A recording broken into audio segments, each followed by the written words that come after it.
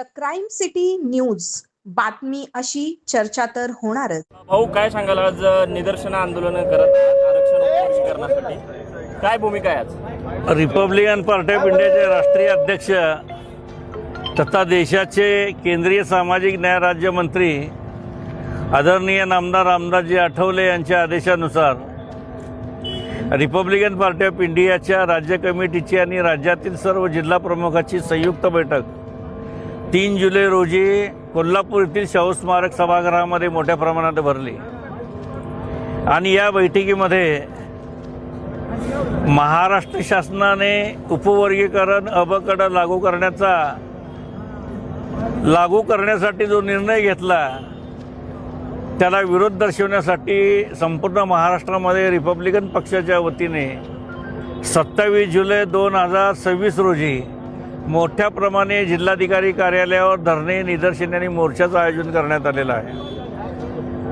परंतु सोलापूर या ठिकाणी 27 तारखेला याच प्रश्नावर दुसरा मोर्चा आहे आणि मग एकाच प्रश्नावर 2-2 मोर्चे निघण्यापेक्षा रिपब्लिकन पक्षाच्या प्रमुख कार्यकर्त्यांनी निर्णय घेतला की एक दिवस आपण निदर्शनाचा कार्यक्रम घ्यावा।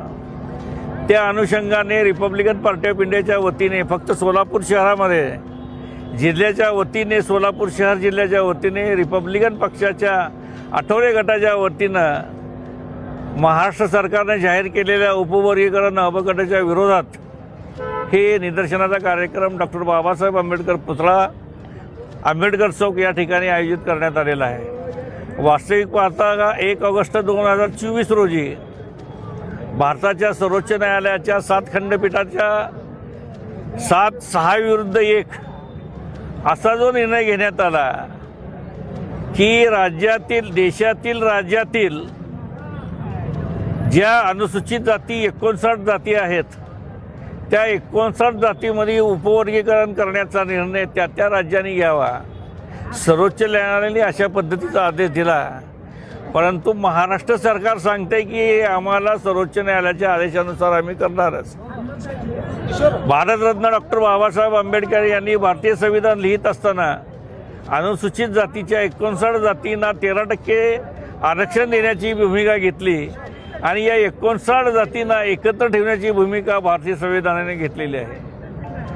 आज या उपवर्गीकरणाच्या माध्यमातून 58 जाती एकीकडे आणि 1 जाती एकीकडे असा भेदभाव निर्माण करण्याचा प्रयत्न राज्यातील सरकार, केंद्रातील सरकार या ठिकाणी करत आहेत। या निर्णयाला बदल करण्यासाठी रिपब्लिकन पक्षाने अबकटच्या विरोधात संपूर्ण राज्यभर आंदोलन घेण्याचा निर्णय घेतला आहे। साहेब, उद्या आनंदराज आंबेडकरांच्या नेतृत्वामध्ये सकल समाजाचा मोर्चा निघणार आहे। तब्बल 58 जातींचा समावेश त्यामध्ये असणार आहे। आपण समाज म्हणून उद्याच्या मोर्चामध्ये सहभागी होणार आहात? नाही, रिपब्लिकन पक्षाची भूमिका आहे की अबकटाच्या विरोधात जे असतील त्यांच्यासोबत आम्ही आहोत। सर्वप्रथम आम्ही तर ही भूमिका जाहीरच केलेली आहेत। आंबेडकर हे बाबासाहेबांचे नातं त्यांच्या नेतृत्वाखाली निघतो हे आनंदाचं आहे। त्यामुळे त्या मोर्चाला आमचा विरोध नाही ना काय नाही, तेही अबकटाच्या विरोधातच मोर्चा आहेत।